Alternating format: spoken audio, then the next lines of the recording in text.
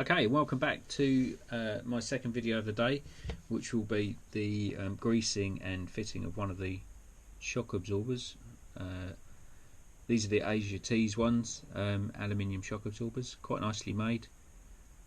Nice threaded body on the outside. Look pretty cool, if I'm honest with you. Shame they're not available in different colours, so that obviously you've got different colours from all your buddies when you go out, but it's not the end of the world. So a couple of things I've got a bit of a cut-off cable tie. We'll see why in a minute. Little pot of multi-purpose grease that I use. Obviously my model, these are the other shock absorbers, but I'll just show you fitting of one, otherwise it will take forever. So first thing I've done is holding the cap, so I've just screwed the adjuster knob as far down as I can, just so that obviously the spring doesn't disappear, but that allows me to get hold of the body here to unscrew the cap. So I'll take that off, just set that there, and you probably can't see, but if you look down the hole you can see the head of the screw, and it's obviously the head of that screw rubbing on the inside of the cylinder bore that's causing a little bit graunchy. Now they're not sealed, the cap doesn't have an O-ring in it, although if you do have some tiny O-rings, probably not a bad idea to put one in there. Might help with a little bit of waterproofing. So all I'm going to do is just get a little bit of this grease, not going to need too much, place it down inside the bore and just give it a bit of a twiddle round. A couple of reasons for this. Obviously it's going to help lubricate it, but if you do get any moisture in there, hopefully it will help prevent any corrosion, which is obviously going to cause you problems further down the line. So there we go, I've added a bit of grease in there already. I mean, I can probably feel and hear it better than you guys, but it does feel better, definitely a lot smoother. So I'll just screw the cap back on, do that as tight as I can with my fingers, which to be fair is quite tight on that, it's quite good.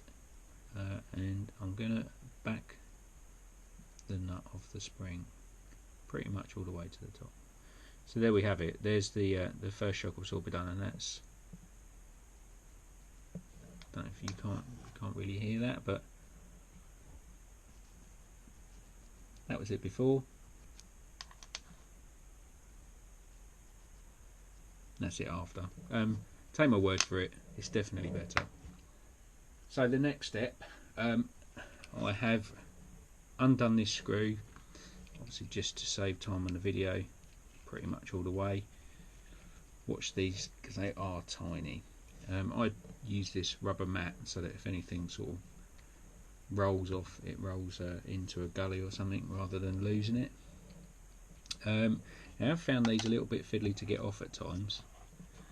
If anybody's got a special tool for any that are this small, please let me know what it is. I am going to attempt to do it with a smallish flat blade. Just find somewhere to lever, sorry about that, and then just hopefully twist it off the ball joint, he says. There we go. They're a good fit, which I like actually. If you compare the spring weight of this one, which is the original, to the Axial, it doesn't feel a lot different. If anything, this one might be a little bit less to start with, so I might find that I end up with a little bit of droop, which isn't a bad thing. So what we need to do is to line this up. Probably going to need some pliers to pop that back on. Oh, these little models are so fiddly, aren't they? As he reaches around to try and find a pair of, because I'm highly prepared, long nose pliers. These are the best ones that I've got to hand, and just pop that ball joint back on. Easy as that. There we go. So it's a little bit stiff on there, but probably with a little bit of use it'll free up, and then we get our small Phillips headed screw again, and simply screw that back in. And what I do is I screw them in, screw them up tight, back it off half a turn, and there we go. We have our first upgraded shock absorber fitted, and if nothing else, it looks pretty cool. So awesome. So I'll continue to go around, do them all, and then at the end I'll compare what the droop's like. Obviously my model's a little bit heavier, so I might have to adjust these up a little bit. But cool, thanks for joining me, and hopefully you like the video. So like and subscribe down below, and put the alerts on so you know when I'm uploading new videos. And thanks very much for your support.